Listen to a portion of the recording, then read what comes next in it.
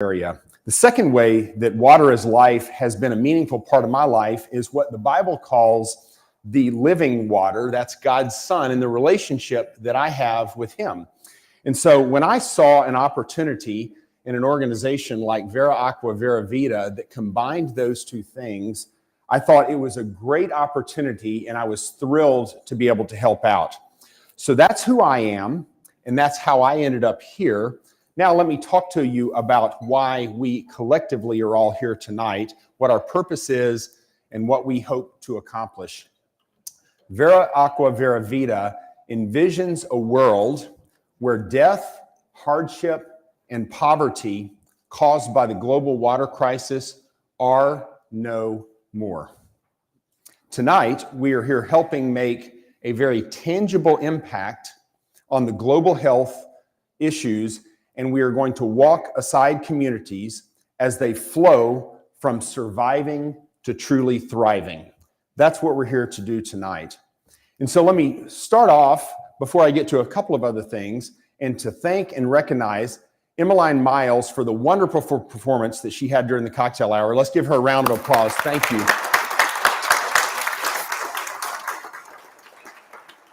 So let me talk to you about a couple of interactive games that we have going tonight. First of all, I'd like to highlight the photo booth that we have right outside. And be sure to stop by there and simply take photos. It's a fun opportunity to have a memorable result from the evening. And then also we've got a social media challenge going on. And all you need to simply do is post a photo to your favorite social media, tag Vera Aqua Vera Vita or mention us, and you could have an opportunity to win a $25 Fandango gift card. Now let me talk to you about the fundraising opportunities that we have this evening. There are actually 4 different ways that you can help us meet our fundraising goal. The first is our favorite liquor pull right outside the door here. So if you hadn't had an opportunity, go by, pay a little bit of money, and then pull a bottle of liquor there. The second is the silent auction. We'll talk more about that throughout the evening, but there's a QR code in your program, and simply scan that and it'll lead you to the link to where you could give there. The third is the Golden Raffle. There will be 100 tickets sold, $100 a piece, and it gives you an opportunity to win your choice of one of 4 fantastic destination trips. And then finally, there's an opportunity to give directly, and there's a QR code in your program there. And so throughout the evening, I will be providing updates, live updates for the fundraising. So our goal here this evening is to raise $60,000. That's a high bar, but that's what our goal is for this evening. And I've got great news for you. Starting out right now this evening, we are already at $29,860.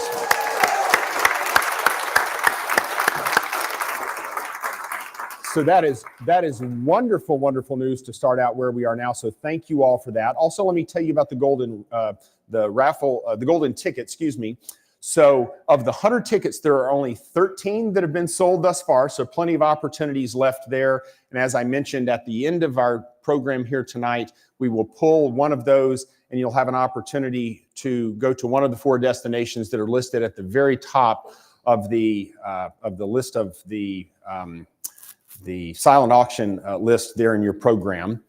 And then also the silent auction will remain open until 9 p.m. And if you're interested in continuing to bid throughout the evening, simply scan that QR code and then you can bid on those as we go throughout the evening. And then finally, just remember about the liquor pull. So with that, no further ado, let me announce a couple of videos that will be playing here over the course of the next few minutes.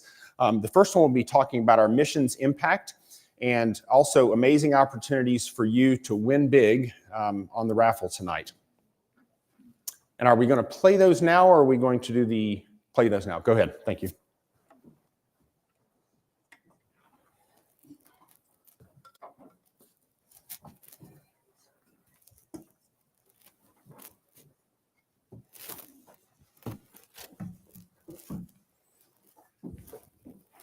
In the heart of Peru lies the community of surrogate homes, a place of vibrant culture, resilient spirits, and pressing needs. This is where our story unfolds and where you can play a critical role.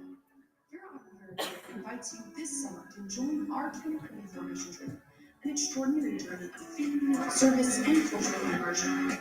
Our mission: to implement a tailored wash, water sanitation, and hygiene.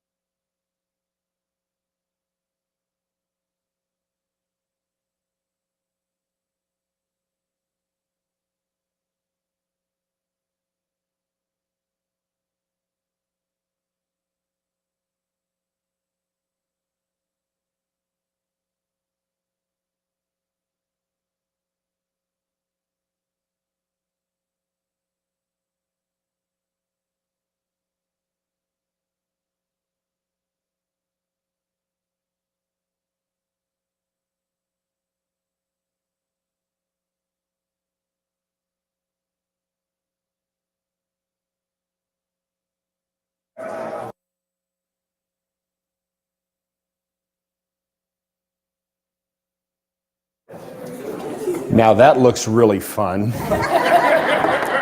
More to come in a moment. So with no further ado, let me invite our very own Jacob Niemeyer up for an opening prayer. Jacob?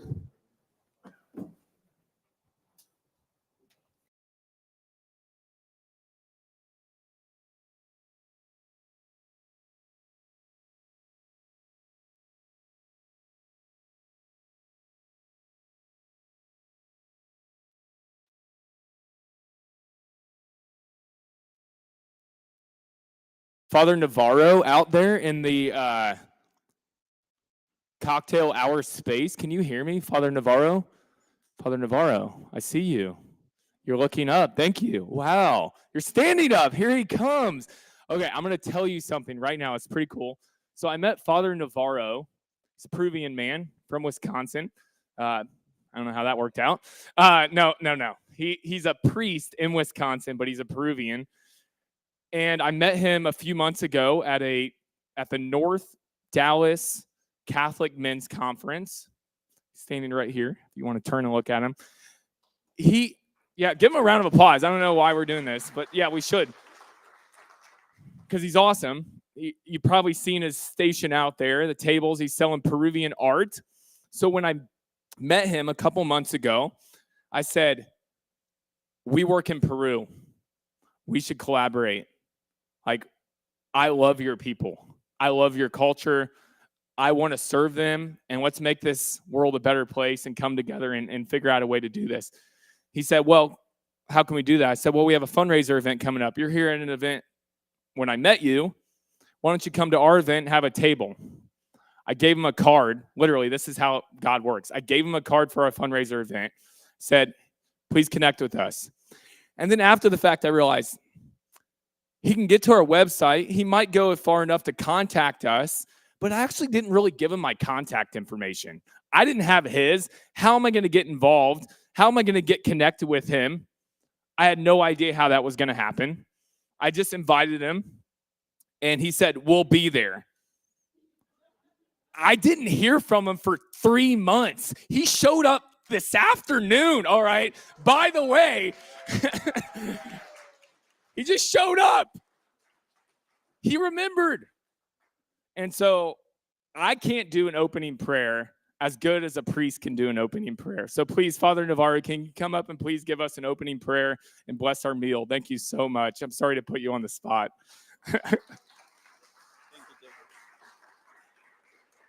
Let's pray to Our Lady. Hail Mary, full of grace, the Lord is with thee. Blessed art thou among women, and blessed is the fruit of thy womb, Jesus. Holy Mary, Mother of God, pray for us sinners, now and at the hour of our death. Amen.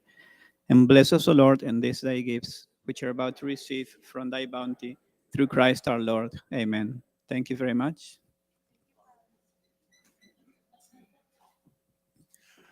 All right, thank you. And so the dinner will be served shortly. So if you would enjoy the visiting, and I'll be back up in just a few moments. Thank you.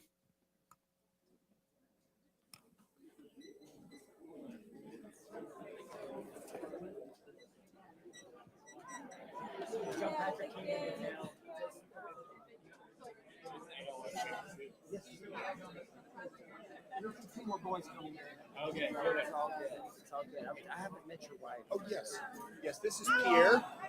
Hey, Jacob, can you turn that off? I didn't see how to turn it off. No, I'm not going to turn it off. I'm just going to turn the mic.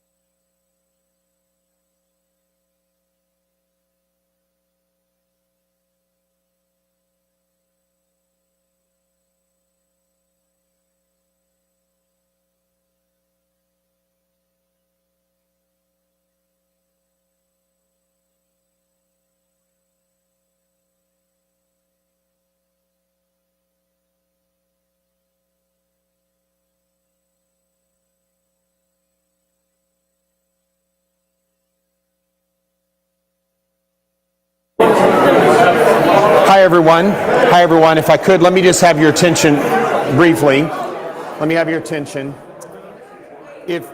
Excuse me, just a second. Let me have your attention. If anybody has any dietary restrictions, please just let the servers know. If you have dietary restrictions, let the servers know. We have gluten-free and dairy-free options. Thank you.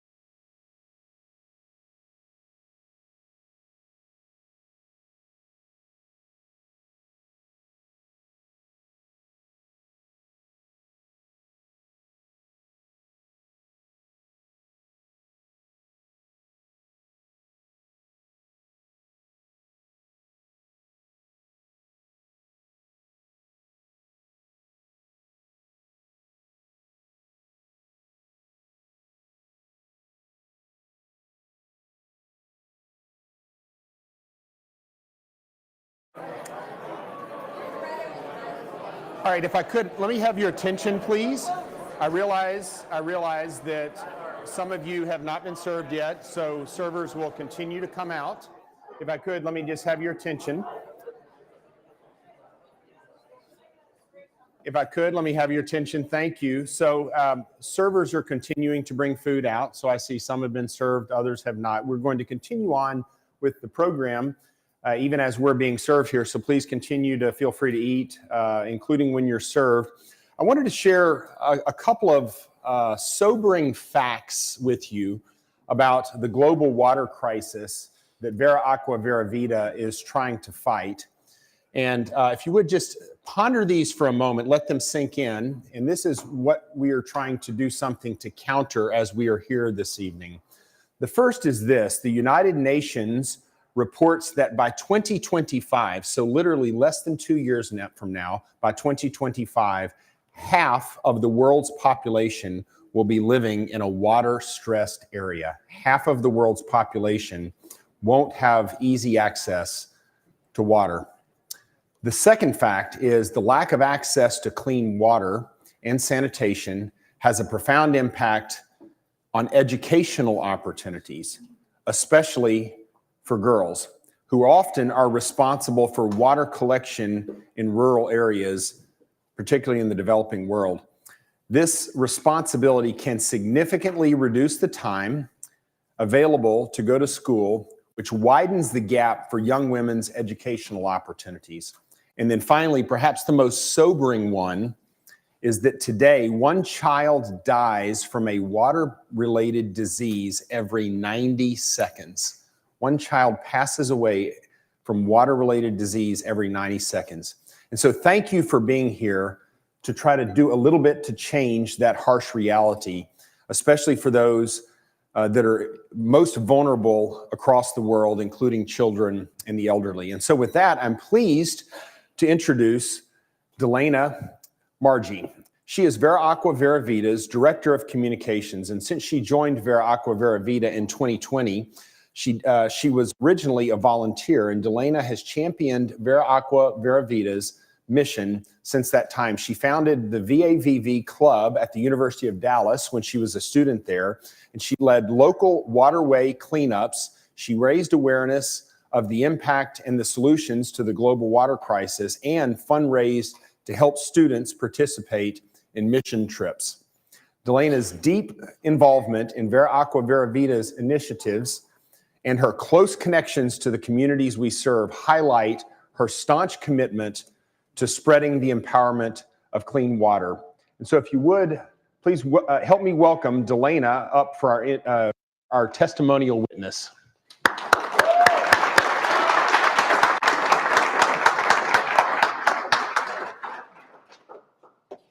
Thanks so much for that, Chris. And thank all of you for being here today. It is an honor to be here with you tonight to celebrate and support our efforts to bring the human right of clean water for those in need. Thank you for sharing your night with us tonight. Tonight, I want to talk to you about true growth, as exemplified through Monte Castillo, which, as many of you may know, was Vera Aqua Vera Vida's very first project. As you may remember from Kurt Clement's testimonial witness 2 years ago, Monte Castillo used to be a location where Santissimo Sacramento, an incredible mission center bringing necessary services to the local region of Piura, Peru, where we work, used to bring medical and health services to this community of Monte Castillo, specifically because of their incredibly high rates of illness and even sometimes death due to waterborne illness.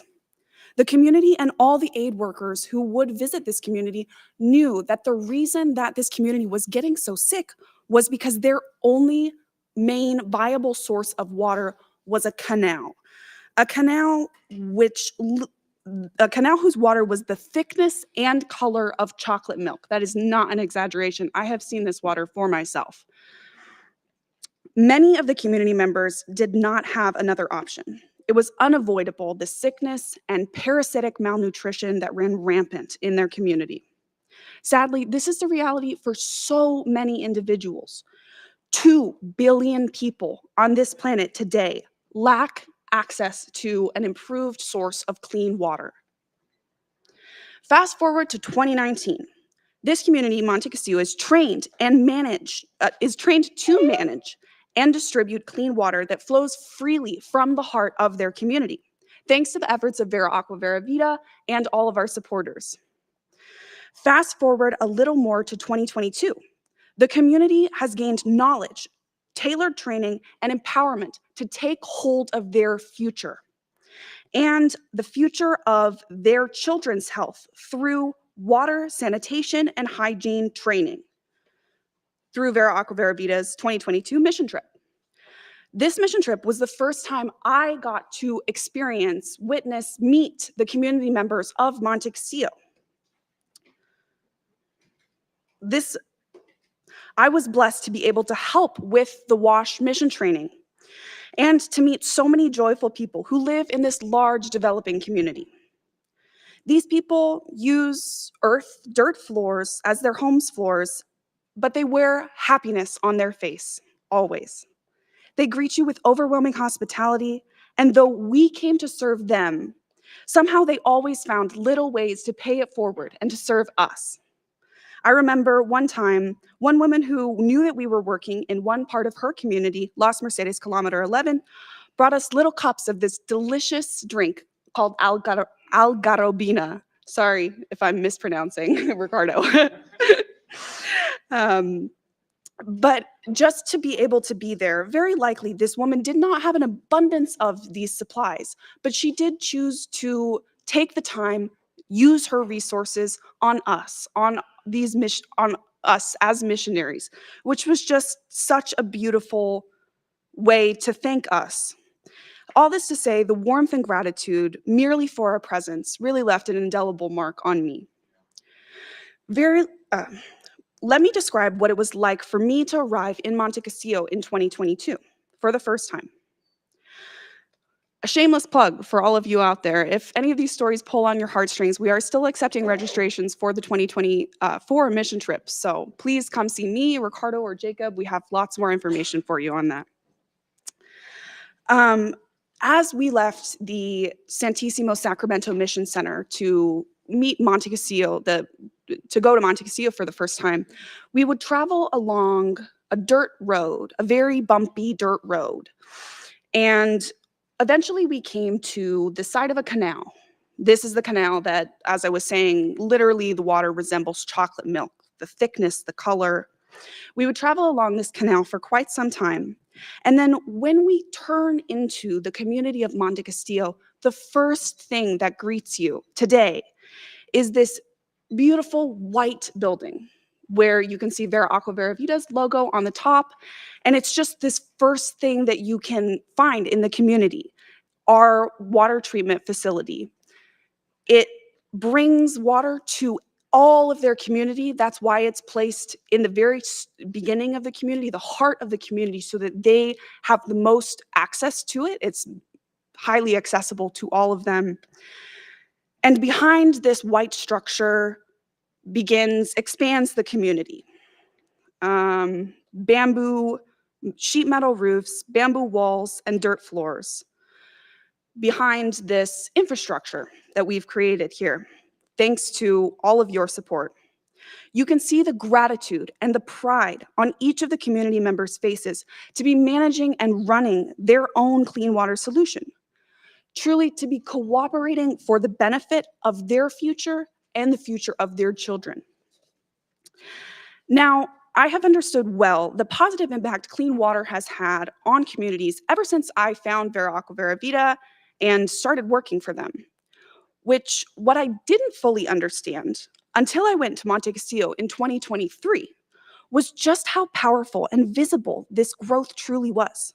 Just 1 year later, after visiting the community of Monte Castillo for the first time, the children of the local school, who just the year before could not speak a word of English, were now greeting me using phrases like, "Hello, good to see you." My heart almost burst. Their English teacher, new to the community, had stood proudly beside, reminding them and encouraging them of the lessons he had taught. This is more than linguistic proficiency. It's a doorway to broader horizons, greater opportunities for these children. Moreover, the physical landscape of Monte Cassio was changing as well. The dirty, bumpy road that we had traveled along to meet the community was now becoming a paved road being constructed by the nearby city. This beautiful community, which once, as I had spoke of many years ago, which was mainly a destination for missionary service teams to bring vital aid to, is now a community that is thriving, and the nearest towns want to become more connected to it.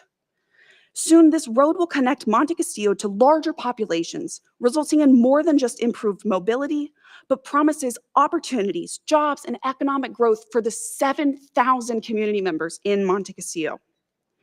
Now, the unique thing about our nonprofit at Vera Aqua Vera Vida is I can sit here and I can tell you all of these beautiful, incredible achievements that the community has taken. But what I can't say is that Vera Aqua Vera Vida is fully responsible for these strides, right? No, that is the amazing thing about empowerment. When you properly train, when you properly equip, and when you properly empower individuals, leaders, community members with the knowledge, infrastructure, and confidence they need to advocate for themselves and to take hold of their future, as we do at Vera Aqua Vera Vida, the community itself becomes an unstoppable force. Empowered with their knowledge to take hold of their future. This extends into so many different areas of life, as I mentioned. As you know, in communities where there is clean water, chronic waterborne health issues are significantly reduced, if not eradicated. Children, especially young girls, can attend more school, and adults can have much more productive and free time. But as we can see in Monte Cassio, the health of the community does not stop growing there. With clean water empowerment, we equip communities,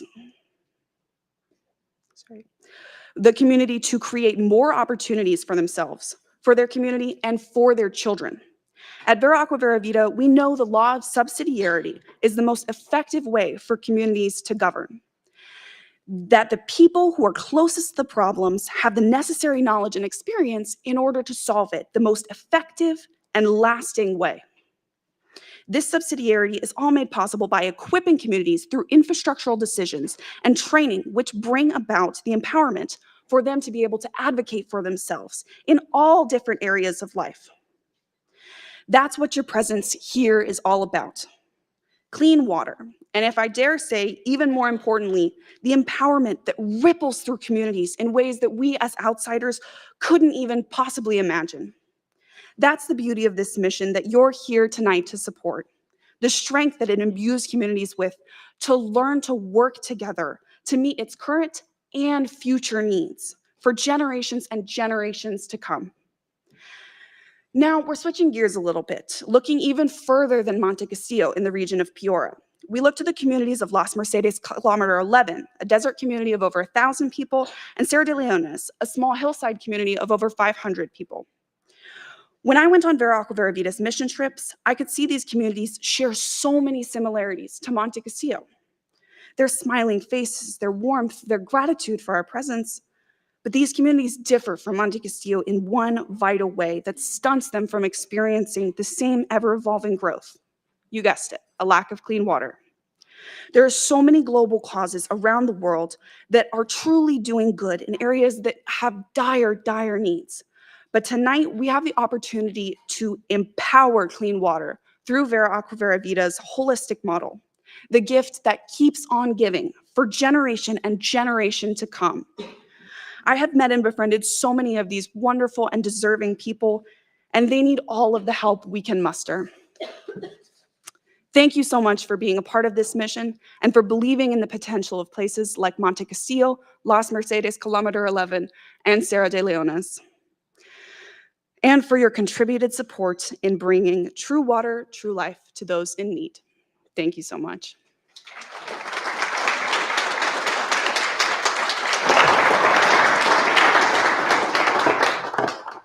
Thank you, Delana. That was wonderful. If you all would like to get a refresh on drinks, feel free to do that now. We'll have our keynote speaker up here in just a moment. But first, let me just update you on a couple of things. First of all, let me just draw your attention back to a couple of things we saw in an important video earlier. You saw things like Jamaica and Montego Bay and all-inclusive resort, including alcohol. You saw Sedona, 3 nights out in the wilderness. You saw Tuscany in the Italian countryside. And you saw the Kentucky bourbon experience. What a wonderful opportunity to be able to have a chance at winning one of those trips for just $100.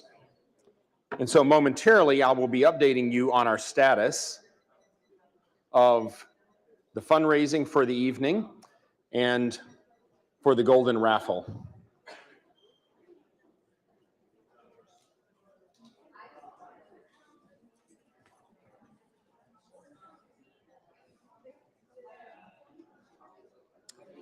If you would go ahead and enjoy your dinner, refresh your drinks, and I'll be back up just a moment to introduce our speaker. Thank you.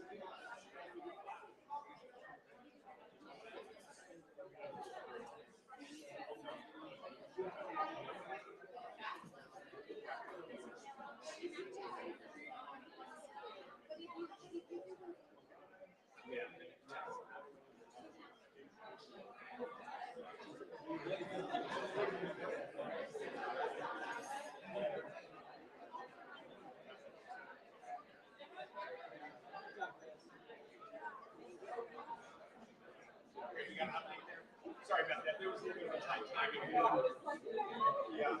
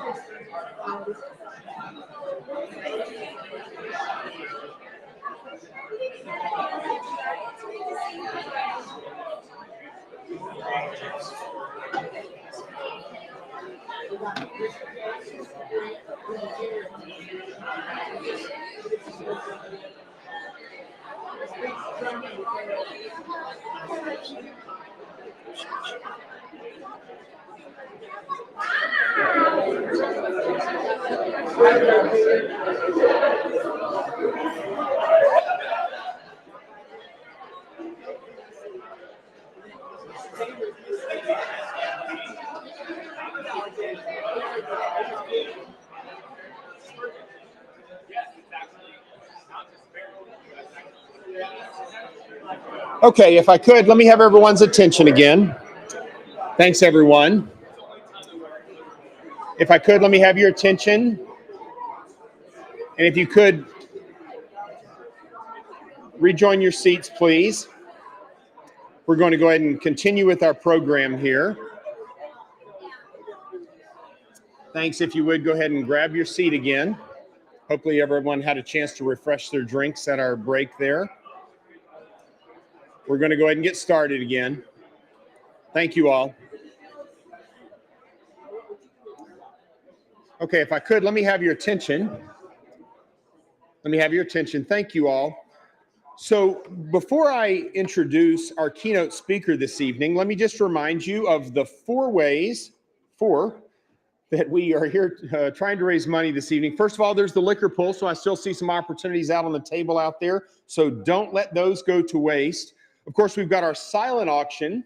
And while I would love all of your attention to be on Pierre as he comes up and speaks to us in just a moment, if you snuck a little look at the silent auction and continued to bid as he's talking, I'm sure his feelings would not be hurt one bit. So that QR code is in your program. Please continue to take a look at that. Of course, there's the Golden Raffle. I'll update you on our status there. And remember, what a wonderful opportunity. For just $100, you get an opportunity to select, if you're chosen, to select which one of those wonderful trips that you want to take. And then finally, there's the opportunity to directly give, and the QR code for direct giving is in the program as well. So with no further ado, let me update you on where we are with our fundraising for this evening. So first of all, the fundraising status, our goal is $60,000 and we're up to $31,288. So great job to you all. Very good. Let's continue momentum as we continue throughout the evening. And then also the status on the golden ticket. We've now sold 26 of those tickets. We're aiming to sell 100 of them. So please continue to look for the opportunity to do that. Just as a reminder, the golden ticket, you can scan the QR code for the live auction. And the very first option under that is where you can select the golden ticket. And so with that, with no further ado, let me introduce our keynote speaker this evening. In a moment, I want you to help me welcome to the stage Pierre Cosacci. Pierre is a visionary entrepreneur with extensive experience in renewable energy, including developing innovative solar updraft power technology. We'll ask Pierre to explain that in just a moment.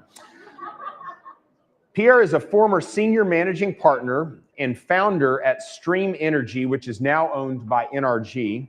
Pierre holds an MBA from Southern Methodist University's Cox School of Business. His passion for leadership and positive change led him to co-found the Authentic Leadership Foundation, which aims to inspire and guide future generations toward a common good. If you would, please help me welcome to the stage, Pierre.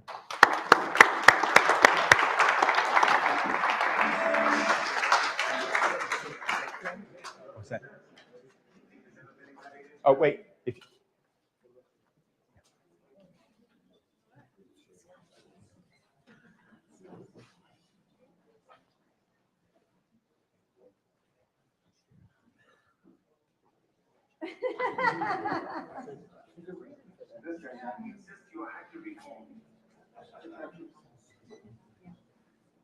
Why doesn't the hero reveal himself before it's all revealed then? Did you have a name? My name is Gladiator. How dare you show your baptism? Slave! You will remove your helmet and tell me your name.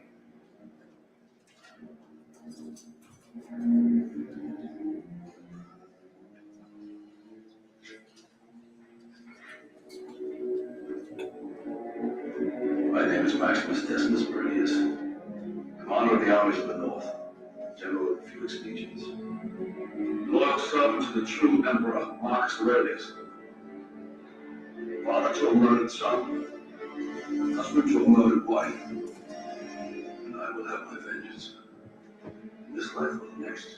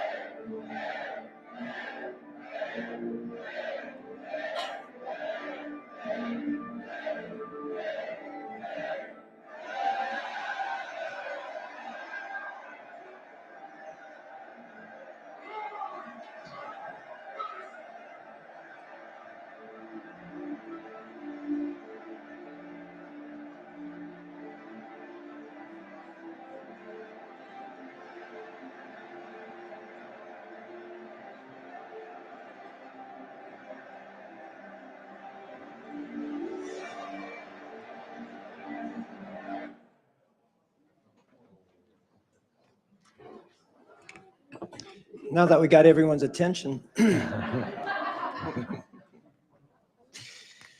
Thank you, Chris, for the introduction. Thank you all for celebrating this 2024 Speakeasy for Vera Aqua Vera Vita. That's not a very easy speakeasy, I'm sorry. but it's a great, great name. And I'm going to call it VAV for short, okay? I'm also honored to celebrate with you by sharing a little about classical leadership and how it relates to the greatness of VAV. So a few days ago, I was meeting with, can you all hear me okay back there? Okay, thank you, thank you. Thumbs up. I'm gonna live, thank you. A few days ago, I was sitting with Jacob, who's gone. Oh, there he is, okay. And he was telling me all the things that we were gonna do and what I needed to do. And then he said, oh, and by the way, as he was running out and I was paying for lunch, he said, you gotta wear a tuxedo. And I went, what? I said, I don't usually wear tuxedos to talk about leadership. But then I went, wow. And I thought, a lot of people don't know me. So if I wear a tuxedo, I'll look like I have credibility and I might know something about leadership. So this is good. But those of you who do know me, I'm going to ask you to practice the virtue of courage. And that means you need to endure through this. And I appreciate that. So with that, leadership is a broad and critical topic in our society today, but I do not wish to be remembered as that person who stood between you and the Rory 20s party that we're going to have here and all that fun. So I'll do my best to keep this concise. It's a tough topic. I want you to stay with me, and I think you'll get a lot out of it. However, I also know that if you haven't seen Jacob Niemeyer do the Charleston before, you won't be disappointed. So we're going to do that. All right. Now, let's see a show of hands of how many of you have seen the movie, the 2000 movie Gladiator. Okay, great. It won 5 Oscars, and one of them was Best Picture. But it's a pretty difficult movie, right? And don't go home and tell your family that I recommend it for the young people, okay? Because it's a pretty gory movie, right? However, in this movie, Russell Crowe plays Maximus, the chief general of the late Emperor Marcus Aurelius, right? Who in the movie was killed by his son Commodus. If y'all remember that, right? As well as Commodus had the family of Maximus not only killed, but slaughtered. It was a pretty tough scene if you saw that. Throughout the movie, Commodus is trying to eliminate Maximus. Why? Because Maximus wouldn't serve him, right? Also, because he posed a threat to his reign as emperor. Now, the movie is not an accurate depiction of history, but Marcus Aurelius was a true historical leader, known as one of the good emperors around 160 AD. And it was thought that Marcus Aurelius was actually a closet Christian. Why? Because he defended Christians. And why? Because he honestly believed that people should practice virtue. He believed that people should be the very best they could be. And if anyone would like to learn a little bit more, if you haven't read the book Meditations, it's a great book. You should read it. It's fantastic. Okay, now, how many remember the scene which you just saw? Well, now you just saw it, okay? No excuse. Okay, I need to scratch that one. Okay. Is it powerful? Why? Right? I asked that question to my kids. I've asked that question to my wife, to my sister, and to lots of people, and it's surprising. But I've gotten a very similar answer. Why? And what we saw here, what we learned here was that Maximus unequivocally knows who he is and is willing to die before bowing to evil, right? In fact, throughout the movie, you can see his struggle with purpose, mission, principles versus his desire for revenge just for revenge's sake. And his desire to die versus also his desire to die just so he could go be with his family, right? It was a tough struggle. The question is, though, is throughout the movie, did Maximus fulfill his mission, or was there unfinished business? We could easily argue that death for Maximus was gain, and where have you heard that before? Right? Well, don't worry, I'm not going to be talking about death is gain before the Roaring 20s party, I promise you, right? Okay. But I am going to ask, was Maximus a leader? Ask yourself, why, if you believe he was? Did you know that in the classical sense, and I know many people here have taken many leadership courses, so I'm going to rock your world a little bit if you don't know what I'm about to say. But in the classical sense, leadership is a moral responsibility. I'll repeat that. Leadership is a moral responsibility. In essence, moral responsibility means that to be a leader, one must strive in every action to serve a right end. What's a right end, right? Or in other words, it has a good as an objective. Good for oneself and good for others. They are not mutually exclusive. The principle here is human dignity, which you will hear from Delaney, which did a great job, from Chris, from Jacob, throughout this organization. We could spend many hours defining the true meaning of dignity, but please note that in our time together tonight, we have set the minimum bar for leadership. Okay? In essence, Maximus is intent on revenge, but is that really who he is? Is it his purpose? Meaning, is it why he exists? Is it his mission? And I mean it, is it his unique impact on those around him? We will get back to mission here shortly. Back to leadership. While accepting that leadership is a moral responsibility, the foundation of leadership begins with the all-important virtue of humility. And by definition, that means a leader seeks and lives truth constantly. Which means, first and foremost, a leader knows who he is or she is. And by the way, I'm not into this gender stuff. Forgive me, guys. It's good. He means everybody. Okay, so there you go. So I hope I'm not offending anyone. So back to what we're saying here. First and foremost, a leader knows who he is. One of the greatest classical expressions repeated since the days of ancient philosophers such as Pythagoras, Socrates. Can y'all guess what that expression is? I'm sure all of you, we have many philosophy majors here, I'm sure. Know thyself. All right? What is this fundamental knowledge of oneself? And did Maximus check the box, so to speak? Well, we call this at the Authentic Leadership Foundation, and we didn't make it up, fundamental humility. First and foremost, a person knows, number one, they're created. We call that metaphysical. Leaders should know that they are created beings. There is a God. And therefore, a leader knows his fellow man is created also. We're talking about leadership here, right? Maximus may not have known Christ. We don't know that, nor do we know if he was ever given the opportunity. But the film revealed his belief in a higher power and in the afterlife. Createdness. Number two, dignity. We've heard that again, haven't we? We're going to talk about this a little bit. That's called ontological humility. All right? A leader knows as a result of his origin that he has dignity, meaning he is created in the image of God. Therefore, I'm sure everybody can explain what that means in here, but I'll just be redundant. And we know that that means that he has freedom to choose right and wrong. He can reason. And he is not just a physical being, but he is a spiritual being.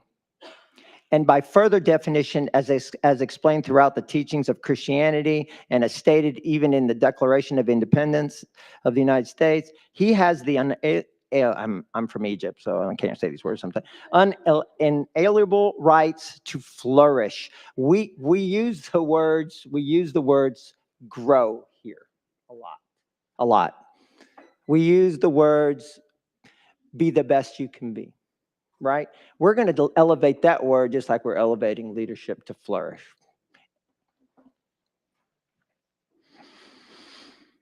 I'm going to skip some stuff because I want to get this all in. Dignity means everyone has the God-given right to flourish and to pursue the most optimal conditions to allow you to do so. And what is this human flourishing? Classically, it is becoming the best human you can be according to the Creator. Another word for this is, believe it or not, and we use it with our kids all the time, maturity. A leader's responsibility involves the dignity of others, no matter what the situation is. At the Authentic Leadership Foundation, we call this principled decision making.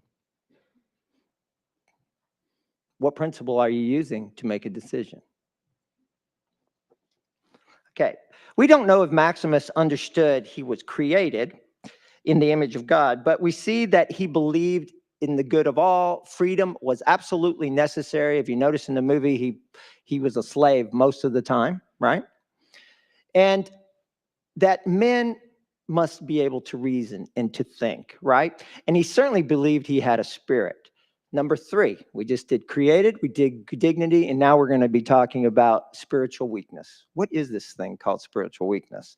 Leaders should know that man is not perfect. And the philosophers, Aristotle and others, would say that, it is that something that fights against reason and resists it, right? Christians know it as man's tendency toward pleasure, affluence, and power as a result of sin or the fall of man from God.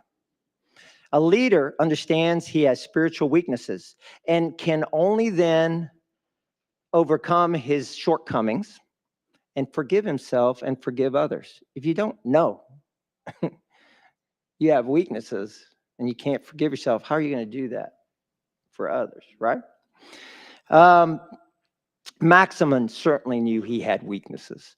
Last of this fundamental humility. You thought humility was just one word, right? I'm humble. What does that mean? Right? Are you living in the truth? Last, talents. We call this psychological humility. Leaders should know and acknowledge their talents. Sharing them should be natural and without boasting. A leader can do this because his intentions are pure, which are to serve as best he can. He does not need applause or constant recognition, right? And I'm sure most of y'all know people like that. Modesty is an interesting word. If you're truly humble, modesty doesn't really matter, right? We just described what we call the absolute necessary leadership virtue of the heart, which is humility. While we don't have time today, and I wish we did, I love talking about this stuff. Come to our session sometime. I think you'll enjoy it. We work with schools. We work with lots of different groups. We must touch on the necessary leadership virtues of the intellect and the will. So we start off with humility. Foundationally, also part of the foundation is prudence, courage, justice, self-mastery. Who's heard those before? What are they? Cardinal virtues. Yeah, I could hear. I know y'all were trying to yell that out. Otherwise known as hinge, right? Why? Because believe it or not, there are over 100 human virtues if you want to go study them. They all hinge on those. Something to think about. And the interesting thing here is that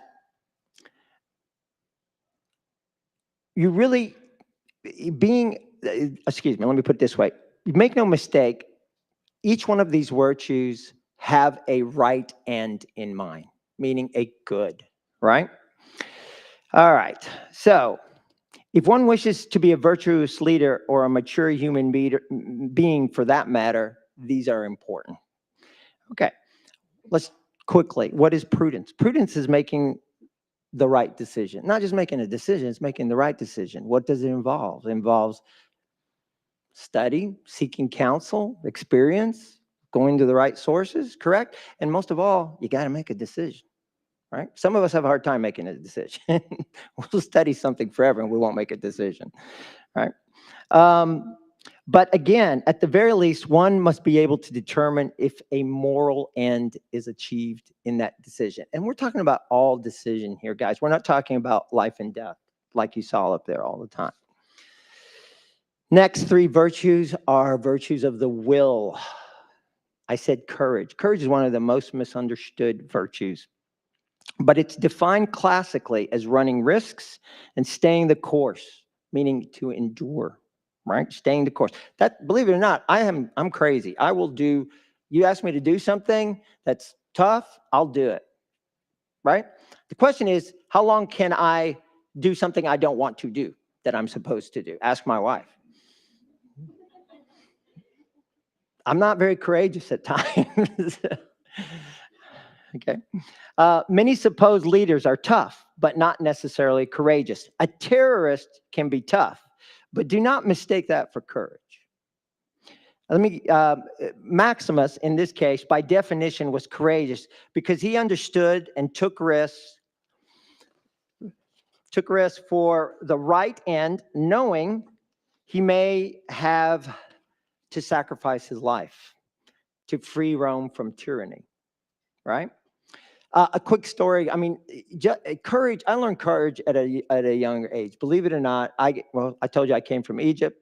We had a different culture. My English wasn't the greatest. By 5th grade, I wanted to play basketball, and I tried out for a team. And the coach of that team had one of the biggest influences on my life. I remember at first practice, and he was trying to teach me, for you basketball aficionados, how to do a pick and roll. Do you know what I'm talking about? Some of you don't. Okay, I'll show you. All right. Okay. So there's a person. You pick, you roll. See how I embarrassed myself? That's courageous. All right. But besides that, I was at that, and I was a 5th grader, and he said to me, well, you're not exactly getting it right. And because I really was tripping over myself, I didn't even know why I was doing. So I finally said, I can't do this. And this was a big man, by the way, who I later learned he coached at the university level. He looked at me with fire in his eyes. He put his big hand on my shoulder, and I thought I was going to die. Yeah. But you know what he then did is he took out of his pocket an imaginary book. He pulled the book out. He opened it up, and he said, Pierre, do you know what I'm doing? And I'm going, I think that's a book. And he goes, yes, it's the dictionary. And then he tore an imaginary page out of the dictionary. Does that sound like a page? Okay, that's close enough. He tore that out, and he goes, what page did I tear out, Pierre? And I go, I don't know. And he said, the word can't. He said, that word can't is not in the dictionary for you anymore. You can, you will be great, and I will help you. You better believe in yourself. That stood with me to today. Don't matter. I ended up playing through college football and college soccer, 2 sports at the varsity level. And believe me, I saw many coaches who didn't think I could do it. And I also saw a lot of people who didn't believe in me. But that one man made me believe in myself. He taught me courage. And he was a leader because he helped others understand that. That was a simple example of courage. I didn't have to go save Rome, right? But I experienced it. Justice, and I won't give you an example there because we'll be here all night. But justice is giving everyone their due. And since they are due dignity, right? Since they are due dignity, then justice must involve the elements of what? Love and common good. And we could spend all night talking about that. We won't. Love can be tough love because the intent of disciplining someone should not be retribution. Remember, leadership has a moral end, and dignity is about flourishing, right? So think about how does justice play a part in that, right? Some of us had some great parents, and our parents would say, you do this, you're punished, right? Some of us had the benefit of a parent who would say, I love you, you understand, I'm going to punish you, but it's for your own good, and you didn't know what that meant. Later you did, right? But the disciplining process was not for retribution, but it was for helping us correct and refocus to become a better person, right? That was the whole idea of that. Unfortunately, we take justice in society today to be something, oh, they got what is it? They got what they deserve, right? What the heck does that have to do with flourishing or creating human people, better people, right? I understand the challenges there. A just outcome in all situations keeps the dignity of the person as well as the greater group in mind, and justice must be taken into account in all prudent decisions. Last cardinal virtue here is self-mastery. It is the virtue of controlling your passions, and your passions come from your heart, right? It is the capacity to say yes to what makes us grow. Another word for that is what? Flourish, right? And no to what debases us. We must energize noble passions such as love, forgiveness, contrition, even righteous anger, believe it or not, can be a noble passion, and subdue evil passions such as lust, greed, envy, destructive anger. That's the idea of self-mastery, right? So we talked about this foundation of leadership.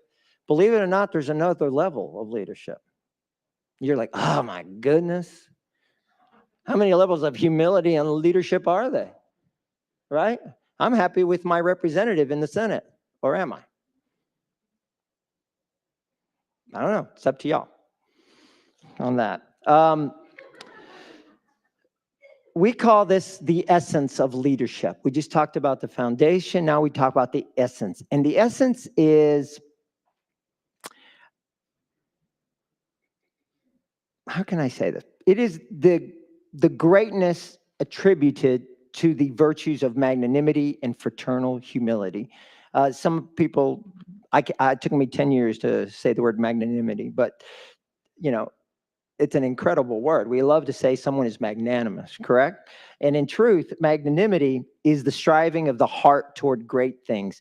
You must have belief in the potential greatness of humanity if you want to be magnanimous. You can't be a pessimistic person. Yes, you will be let down. That's the truth. But if you're going to do great things, you're going to have that kind of virtue. It goes together with fraternal humility, which means, as y'all know, and you've heard this many times, oh, I want to be the kind of leader that's a servant leader. I'm here to tell you guys, without upsetting anybody, if you're a leader, you're a servant leader. That's the way it works. You can take many good programs on servant leadership. I love them. They're excellent. But let's keep the bar high here. Everyone can be a leader, right? And part of that is this understanding that it's your obligation as a leader to help others be the best they can be, to flourish, to grow, right? Where's Jacob? He left me again. Okay, it's okay. We just described the absolute necessary virtues of the heart and will and mind. But let me be clear when I say that the heart drives one's passions and desires, which brings us back to mission. Remember earlier we were talking about mission, and I said we'll come back to that shortly. A little bit longer than shortly, but we're back. And specifically, one specific mission, which we define classically. Okay, we're talking about mission here, but we're talking about mission with the big M, okay?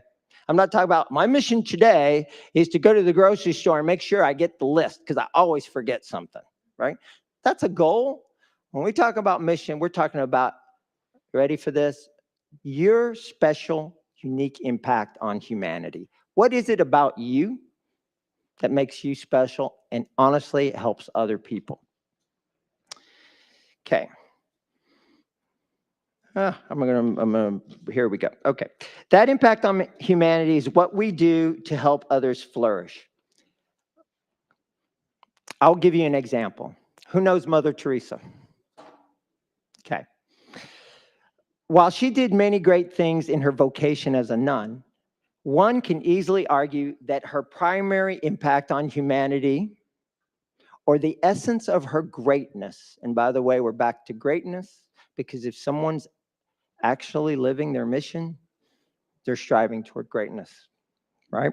But her greatness is that she was a what? She was a mother to the poorest of the poor, working to give them dignity they deserve. Okay, listen, I'm gonna be very honest with you. You can look Mother Teresa up and you'll see wonderful things about her, and you'll see these incredible criticisms of she had lots of opportunity to build hospitals, to give incredible medical aid and so forth. That was not her mission. She certainly helped those in the slums of India. She certainly gave what she could. But her mission was to love and comfort with them and act like a mother. That was her greatness. That was it. So back to Maximus, and this is going to be a little bit fun here. I asked well, y'all think about this. What do you think Maximus, what do you think his special impact on those around him was? Well, I asked my son, James, who's here. And by the way, I'm very thankful to my family. They all came. I thought my wife would be the only one here. And I have all 5 of my boys. So thank you very much for coming. Appreciate that. Thank you. But I asked James. And by the way, you should know James just got his master's in data analytics. Okay, and I should have known better than to ask him this question. But I asked him, I said, James, what do you think the mission of Maximus was? And I was like waiting for this very philosophical discussion. Takes out his computer and he starts typing. I'm like, what are you doing? Have y'all heard of ChatGPT? Okay, well, I'm not big into AI, but I know it's coming, and we all got good and bad associated with it. But he typed it in, and I will tell you what a remarkable answers I got. Maximus, to uphold justice with honor, striving relentlessly to restore the virtues of integrity and courage in leadership. I went, wow. Second one, to avenge the fallen and protect the innocent during the ensuring the righteousness guides the fate of nations. Last one, and there's a bunch, but they're all pretty good. To lead with valor and wisdom, dedicating his life to the restoration of a just and noble society. Maximus truly knew who he was. The essence of his mission or his greatness was that he was, in one word, a protector. What does that mean? He was a protector of the rights of the people to a civil and free society. Suffering, loss of family, and all other ailments did not overcome his mission. And the summit of his accomplishments in living his mission, well, guess what that was for him before he died? Was the restoration of the government back to the people of Rome through the Senate. Do y'all remember that? That was it. He was ready to go home, but he lived his mission. In spite of failure, setbacks, suffering, etc., he strived for excellence to live that mission through his vocation as a general and hopefully as a husband and as a father. We call living your mission in all areas of your life integrity. From the Latin, integritas. What does that mean? It means whole, your whole self. It means being that fully human person. His mission helped others to experience their dignity and to have an opportunity to flourish. So, in my research, it is my opinion that Maximus was a leader. Okay? That's how I came to that conclusion. Tonight, Our primary purpose is to celebrate and support the greatness of VAV. True water, true life. You heard Delaney up here say that. This greatness is at the essence of VAV's mission. Excuse me, I have too many papers up here. They execute this mission with excellence, or in other words, with great virtue. And they do this, and you've seen this mission statement on this, but they do this by tapping, another word is unlocking, right? By tapping into the physical and spiritual nature of water. Did you say empower, Delaney, a few times? She did, right? They empower people. That's another word for truly training leaders. It's another word. When you empower someone, you're training leadership. They empower people and communities in developing countries to generate clean water and sanitation solutions. Okay, first of all, you can tell an engineer, Jacob, had something to do with the development of that mission statement. But true water, true life has a powerful impact on the dignity of humans. All right, so they said physical nature, and what's the other one? Spiritual nature. What is these properties of water, right? Physical nature. How many of you have experienced firsthand the lack of clean water for drinking, hygiene, and other sanitation purposes? How many of you have experienced that? Yeah, I have had that opportunity firsthand. Several years ago, I went to Haiti. Also, I come from a third world country, but besides that, I was in Haiti, and I contracted hepatitis C. Now, I did get pretty ill. It was not fun. However, while I learned later I cannot donate blood, they won't let me. I keep trying to fake it by going to the Wadley Blood Center, and they always go, "Oh, we caught you again, Mr. Koshakji." But besides that, I didn't die. I may have suffered, but I didn't die. And as you know, as Chris said and Delaney said, a lot of people die from these bad resources. And here's the interesting thing about that.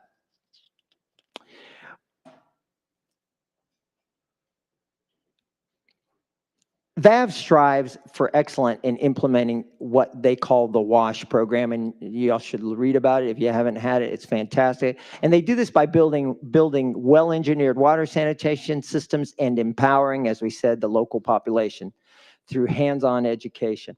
This education allows the locals to take control of their water sanitation, and as a result, it gives them more what? Dignity, because it's clear that when humans are denied the basic necessities of water, it's very difficult to recognize one's dignity, much less flourish, which brings us to the spiritual nature, of course. Remember, we have a physical and a spiritual being, right? Vera Aqua Vera Vita is always focused on the immeasurable dignity and value of each and every human being they serve. That's why I call it the second part. The second part of their education to the locals is to teach the Christ-centered truths of theology of the body. These truths communicate the greatness and the innate and indissoluble connection between body and soul. So when if you're reading scripture, especially in the Gospel of John, Jesus is at the well with the woman, and he says, "Everyone who drinks this water will be thirsty again.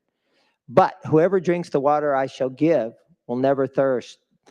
The water I shall give will become in him a spring of water welling up to eternal life." Theology of the body shows everyone the dignity of the whole person, body, and soul, and gives us a glimpse of the mysterious depths of God's grace. Okay, if you don't know much about theology of the body, I challenge you to find out. It's fantastic, and it's for everyone. Doesn't matter what denomination you come from, and frankly, from multiple faiths. Obviously, there are larger philanthropic organizations, okay? When I first learned about VAV, I was thinking, oh my gosh, how many countries are you in, Jacob? And what's going on here and all that? And because Jacob talks a big game. It's actually really good. I love his confidence. It's good. And obviously, there are larger philanthropic organizations positively working to provide clean water and sanitation solution in developing countries. And while VAV is growing, and by the way, it does have magnanimous goals of providing multiple projects in multiple countries in the future, its greatness is that it leads by providing a total opportunity for dignity and human flourishing. Jacob, his staff, his board of directors, his family will not compromise, but are committed to lead this industry to the highest end of human dignity and flourishing. You got to have both. You got to have a physical and a spiritual being. In all, they do. They fully understand and lead with humility, prudence, courage, justice, self-mastery, magnanimity, and fraternal humility, while teaching others to do the same.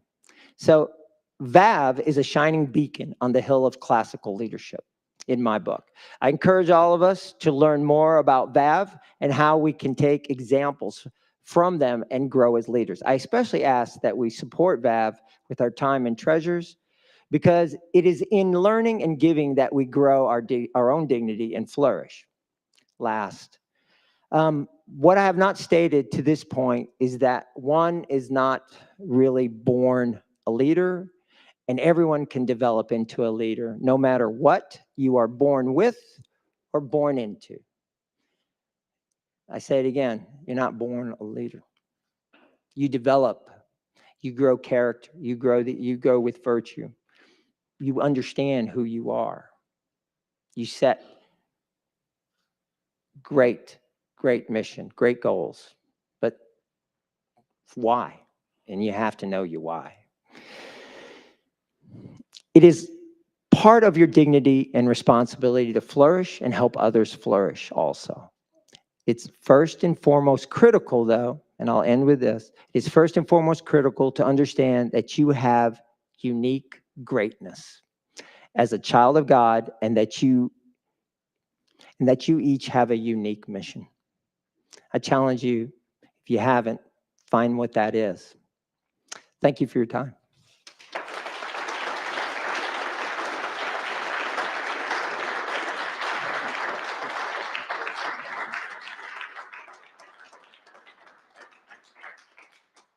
I love those words, striving valiantly. That's a great mental image of what we are here to do this evening. So let me update you on where we are with the golden ticket sales. We've got 36 tickets sold. That's wonderful. Thank you all very, very much. We've still got many other tickets available for that golden ticket drawing. And so ticket sellers will be coming around throughout the remainder of the evening, the program here, having tickets for sale. So if you want one of those tickets, please raise your hand here over the next few minutes, get the attention of the ticket sellers, and let them know that you'd like to buy it. Also, those Golden Raffle tickets are still available on the QR code. And so with that, I would like to invite Jacob to come up to the podium and allow him to introduce our Volunteer of the Year.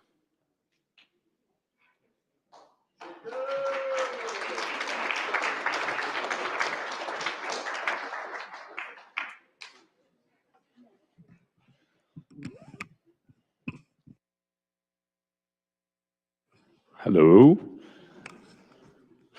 Hello, everyone. How's everyone doing tonight? Great. Pierre, amazing. Wouldn't expect anything less than greatness from you. You talk a big game and you live a big game. Thank you so much for your time and the gift of your words of wisdom and leadership. You know that you've had a great influence on me just in the last couple of years. Actually, a year and a half since we met. Literally, I've known Pierre for like a year and a half. But I know one of his counterparts, another amazing man by the name of Darren Smith, for multiple years, even before I met Pierre. And you guys are cut from the same cloth. So I'm not surprised that you and I jive so well. And thank you for accepting the offer to join us this evening and to invite ALF to be here and to give an amazing keynote address, rousing, inspiring, motivating, hopefully also instructional. Quick shout out if you want to go deeper into what Pierre was talking about, it's amazing. Come to one of our courses, check out Authentic Leadership Foundation. Pierre mentioned I'm a part of what they're trying to do to form leaders, and I'm trying to live out my own unique mission. And I'm going to say this as I transition to enter into introducing our Volunteer of the Year, who I'll get to in a moment. The reason why I want to share with you my own unique mission is because I've come to discover that because of discovering my own unique mission, I can see the potentiality of others. I can see the capacity that they have. And that's true in what I see with what we have going on with Veracruz Vera Vida and our volunteers and our staff and our board of directors. And so our Volunteer of the Year this year is going to be somebody I'm going to praise highly. And it's only because I'm able to see the gifts that the Lord's given her that I'm able to share such an affirmation. I would hope that she will receive it well. I'm giving a little bit more away. You probably already maybe have seen who our Volunteer of the Year is. It's been on the slideshow. But before I get to that, let me tell you what my own unique mission is so you understand how this all connects together. So I've come to discover through what we've been doing with Veracruz Vera Vida that I have actually been, in fact, living out my own unique mission, which is to speak truth, to inspire people, and to empower change, to be in service of others. And as I've discovered that, I realized I've already been doing that by the grace of God with Veracruz Vera Vida. And so I want to introduce someone who is also doing that as a mother, as an engineer, working full-time, technically saying that she's supposed to work more because she's amazing and she gives so much. She also sits on our board of directors at Veracruz Vera Vida. She's been volunteering with us even before she was on the board, since going all the way back to the early days of our organization, talking about 2018 to 2019. She joined our volunteer team.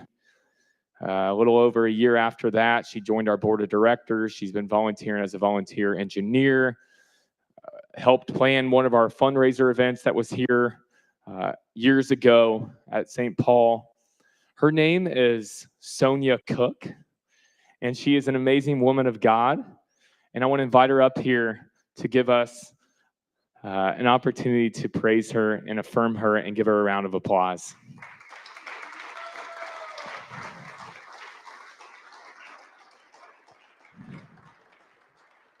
Thank you so much, Sonia. She also recruited her father to join our board of directors. That's how amazing she is. Thank you, Sonia. God bless you.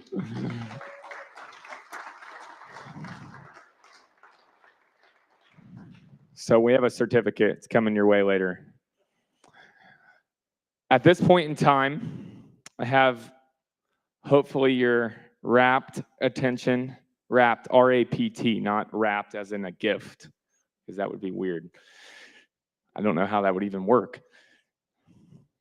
Hopefully I have your attention well enough, because I'm going to share with you a little bit about what has been going on with Veracruz Vera Vida and what is coming up for us as an organization. Oh, look, Sonia's on the screen right now. That's awesome. Check that out. Go to our website. She's also been recognized in our end-of-year report. You can read more about that on our website as well.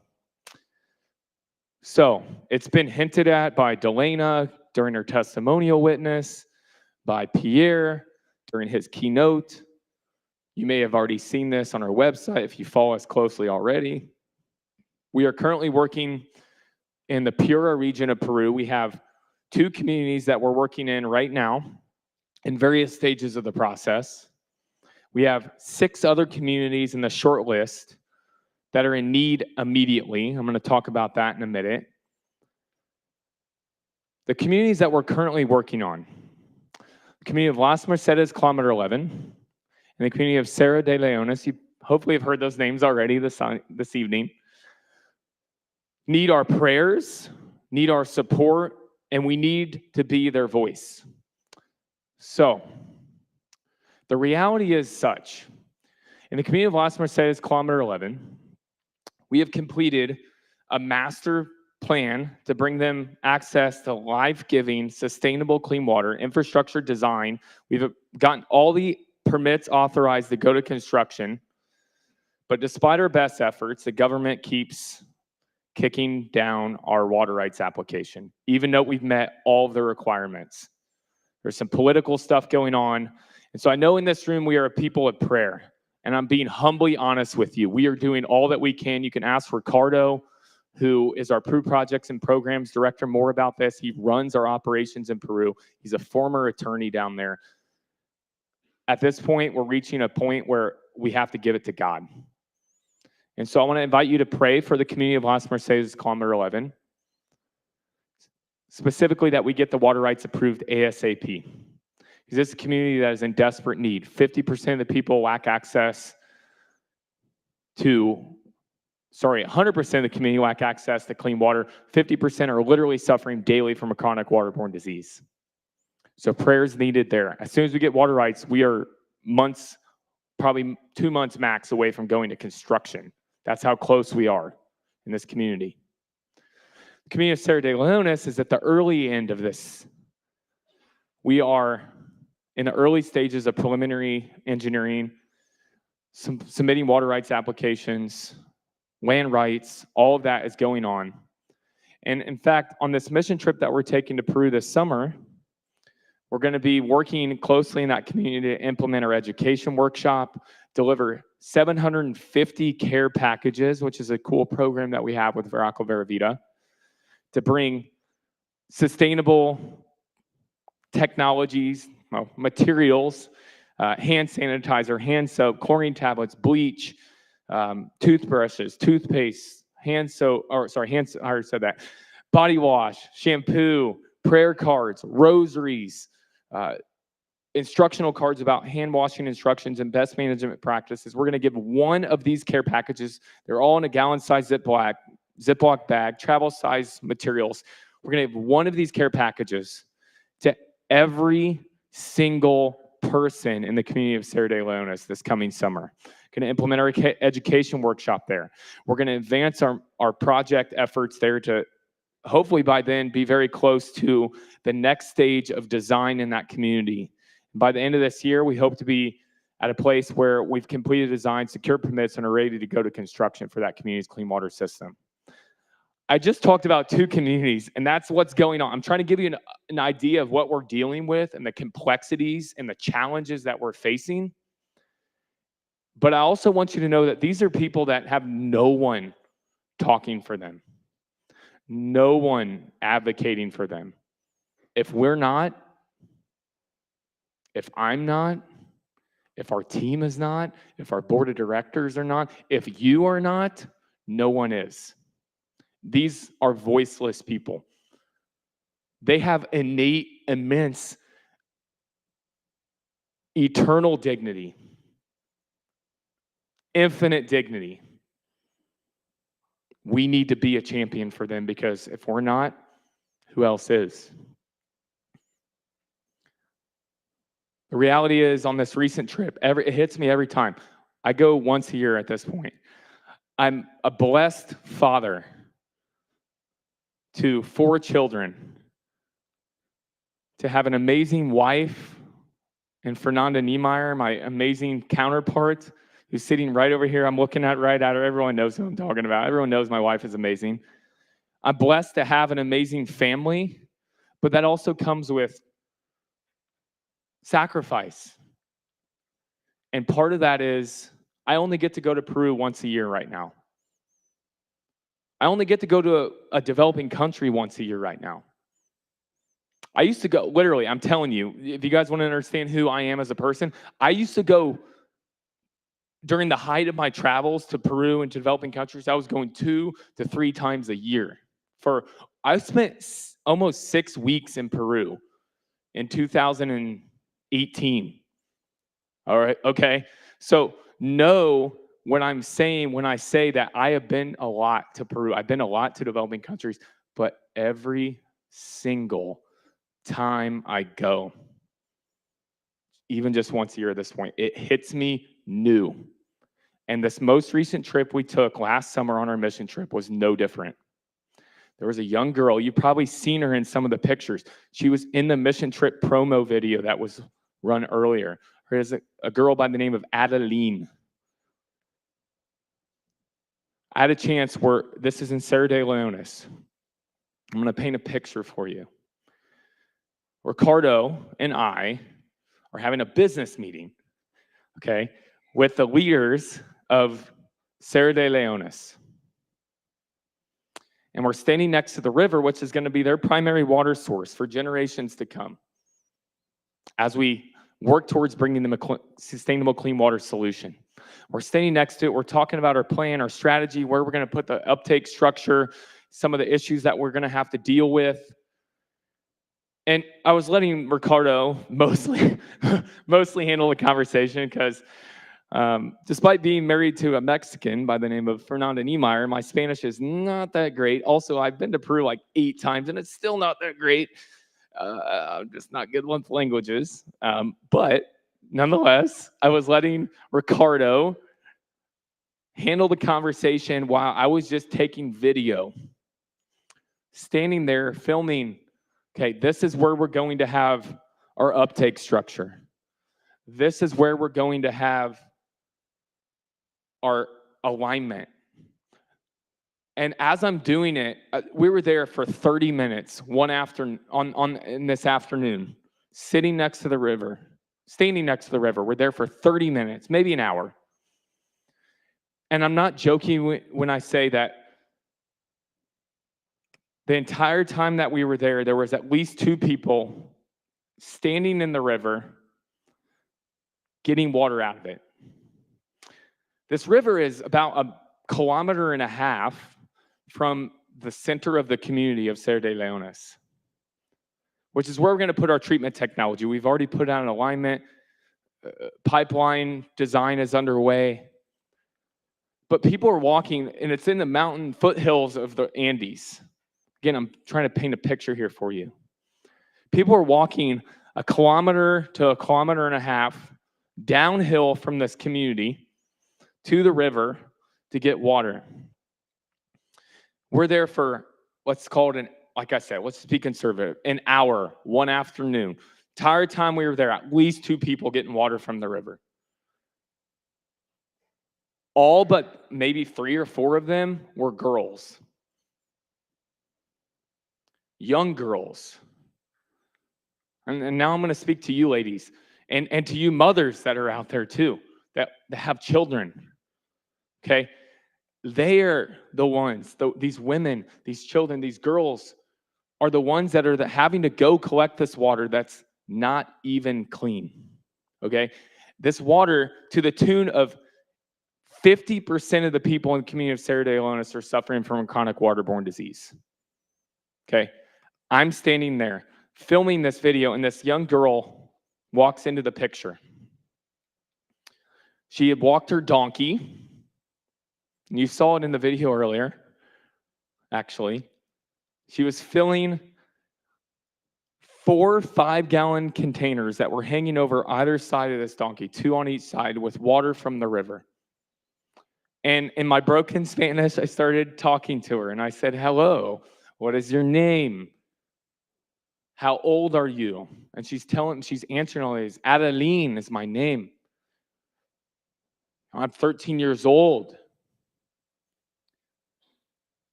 She's wearing thong sandals, dirt, gravel, rocky roads, walked 1.5 kilometers from the community, minimum, down to a river to get water that's not even clean.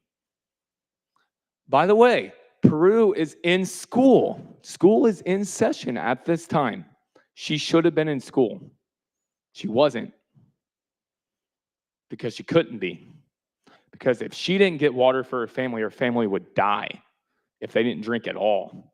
But yet this water that they were drinking was killing them, to the tune of well over 15% of the people in that community experiencing the loss of a child at some point due to a waterborne illness. A girl by the name of Adeline, 13 years old. No one would know about her. You would not know about her probably. And I'm not taking any credit here. It's like what Pierre said earlier. Live in humility and greatness. And I'm just going to say, if I wasn't here to tell you about her, you probably wouldn't hear about her. And I don't say that because I want to be the center of attention. I want her and the people that we're serving to be the center of our attention. If I'm known for anything when I leave this world, I want to be known for somebody that cared more about someone else than I did about myself. And not in the sense that I'm not taking care of myself, but that was more concerned about someone else's well-being than I was about my own. We all are called to that. And so I stand here before you to ask an appeal of you. Right in front of you, on your tables, there are envelopes and pledge cards. We have 6 communities that we want to serve over the next few years. We have 2 communities that are underway right now. We're trying to meet the people right where they are, to be their voice, to be an advocate, to be a champion for them. We need, literally, I'm not joking you when I say this is how close we are to the next stage of growth as an organization. We are less than $15,000 away annually in recurring revenue from being able to bring the gift of clean water to 2 to 3 more communities every single year. How do I say that? Why do I say that? It's because right now, in all humility, I need to own it. I need to embrace this. I'm the only paid engineer on our team. And it's not because we want it that way. For anybody that's ever started an organization, a small startup, let alone something that we're trying to do with Veracruz Vera Vida, a nonprofit international NGO. By the way, fun aside, a couple years ago was invited to speak to a social entrepreneurship group at the University of Texas at Dallas. And while I was there, I had the most interesting question that has ever been asked to me from one of the students in the room. They said, what makes entrepreneurship hard? And I said, when you try to do it in a nonprofit, international NGO, and you're learning on the fly, you're dealing with international governments that don't care about their people. That's what makes what we do hard. That's what's made my entrepreneurial journey hard. But we are right there where if we can raise an additional $15,000 annually towards Veracruz Vera Vida's mission, we'll be able to hire an engineer. And that is a growth metric. I can't not even tell you the level of impact that that will have. So please, I can implore you to consider grabbing that envelope, grabbing that pledge card, pledging to make a gift. If you make a monthly gift, if you make a commitment for an annual recurring gift, then you'll get to join our Ripple community. You'll get to be a part of that additional $15,000 we need to hire that engineer, to take the growth of Veracruz Vera Vida to the next level, to continue to advance our efforts to be the voice for the voiceless. We also would love one-time gifts too. Wherever you are, we welcome a gift. No gift is too small. For every $50 we raise, roughly on average, we can give clean water to one person for generations to come because we're focused on sustainability. We're focused on lasting impact through empowerment. So I look at myself and where I have been 10 years ago, 11 years ago, when I was first exposed to the global water crisis. The Lord set me on a mission. He set me on a journey that has led me to where I am today. And as I'm closing here, people are coming around with pens. Grab a pen, pledge it on the card, or turn the card over. and scan the QR code. Because the journey that the Lord has put me on is the journey he wants to put you on in your own unique way. And one of the ways that we can do this as a people that is caring about others often more than we do about ourselves. To be in service of others, humility, magnanimity, that's the call of the gospel. And so, I invite you to consider a gift tonight. And I thank you so much for your time. High and fine literature is wine. I'm going to quote Mark Twain here. High and fine literature is wine. Mine is only water, but everybody likes water, especially 95% water, which I especially do. Who knows what 95% water is? Beer. So the bar is still open. Wine is about 87 to 85% water. There's wine over there too. We also have the liquor pull outside. I think if I remember correctly from our current numbers, we're sitting at around $38,000 raised tonight.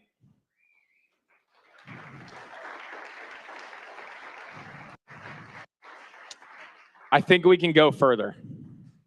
So thank you all so much for your time. God bless you. Let's make it happen.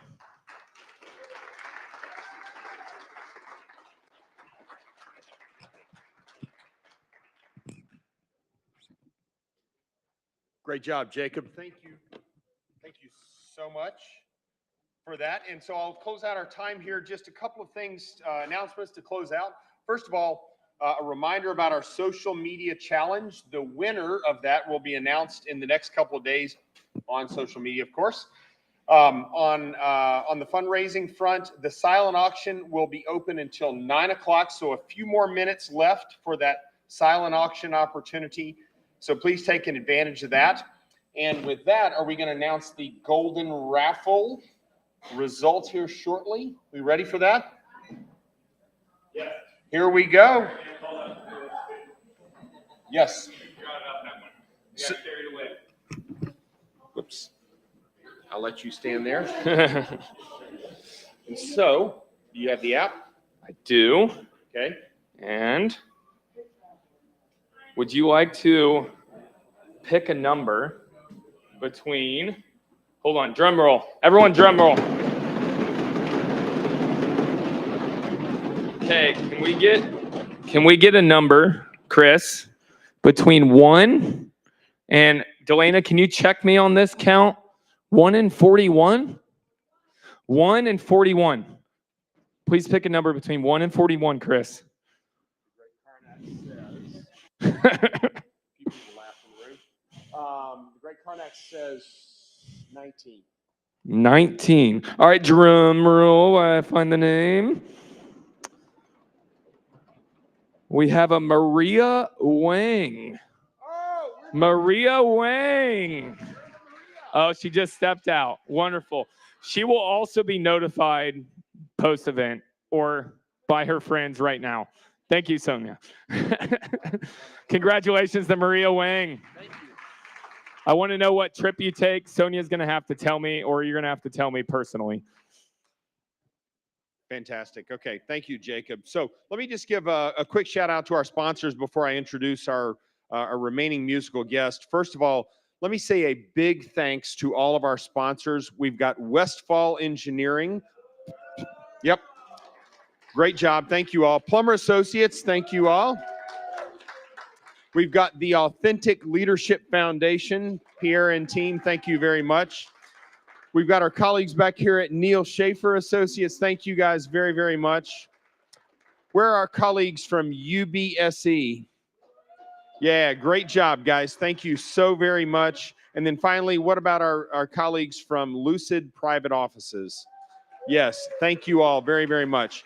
Truly, we could not do this without you all in the underwriting, so thank you very much. Also, thanks to everybody who provided the various items made available tonight for tonight's auction, and also for the ambiance that was available tonight. Thank you. Also, let's thank our food and drink contributors. We've got DeMichelle Catering. Thank you very much.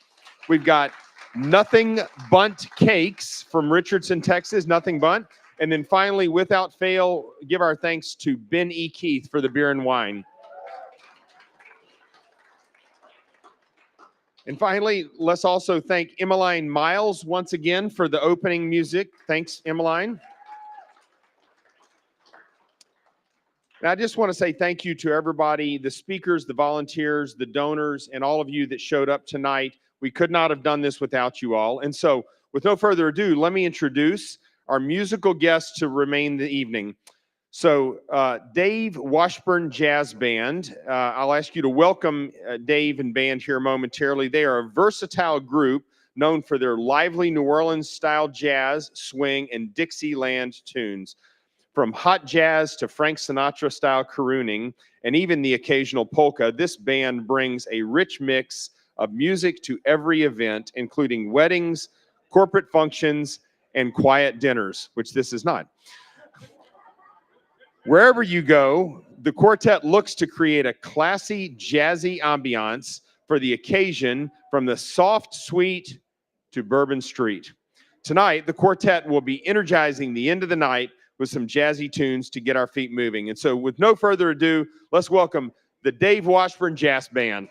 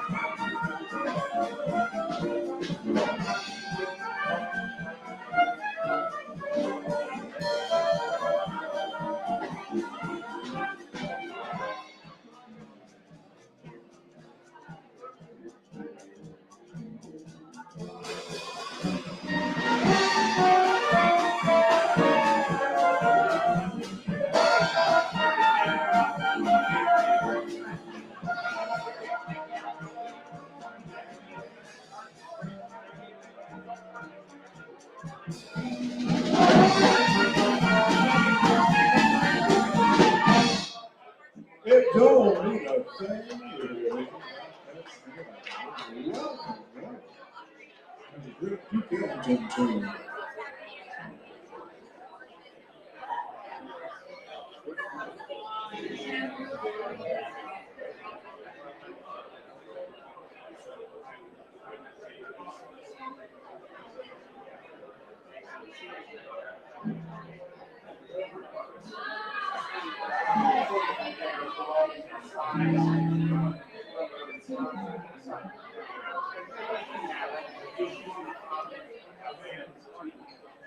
Oh, slow it down here too. Tony Bennett recorded with Lady Gaga a few years ago. From 1924, 100 year into the you're gonna do a little slow dancing on this one.